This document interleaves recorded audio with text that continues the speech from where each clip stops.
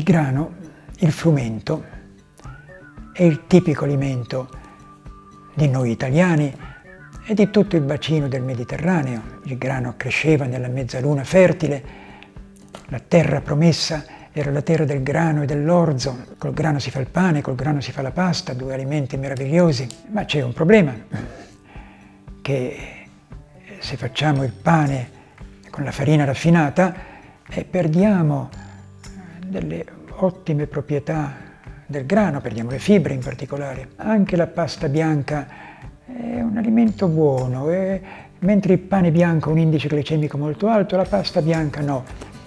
Ma sarebbe meglio la pasta integrale. Assicuriamoci che le paste integrali che compriamo vengano da ditte che le fanno con il grano macinato. C'è un altro problema nel frumento ed è il glutine. Il glutine è la principale proteina del frumento, però il glutine è una proteina che viene mal digerita e dei pezzi di glutine non digerito causano un'infiammazione dell'intestino. E questo succede però soprattutto con i grani moderni, con i grani che sono stati selezionati per poter produrre di più con l'agricoltura chimica. I grani più antichi, ma non antichissimi, anche i grani di 50-100 anni fa, avevano un glutine che causava meno infiammazione. E il grano più antico di tutti, il grano monococco, il farro monococco, proprio il farro della mezzaluna fertile, ha un glutine che è digeribile al 100%.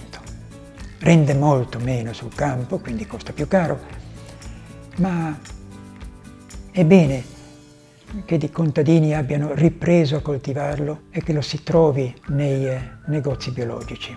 Il grano è veramente l'alimento base dei nostri paesi, ma lo abbiamo rovinato con la raffinazione e poi con tutti i miglioranti. Sapete, il pane si fa con la farina, l'acqua e un po' di sale, e invece nel pane ci possono essere decine di ingredienti. Facciamo il pane con la farina, l'acqua e il sale. Togliamo il pane bianco, il pane di grano duro è un po' meglio, il pane integrale è meglio, il pane integrale con dentro i semi di girasole, di zucca, di sesamo, di lino è il migliore perché i semi grassi riducono la velocità di assorbimento del glucosio, riducono l'indice glicemico del pane.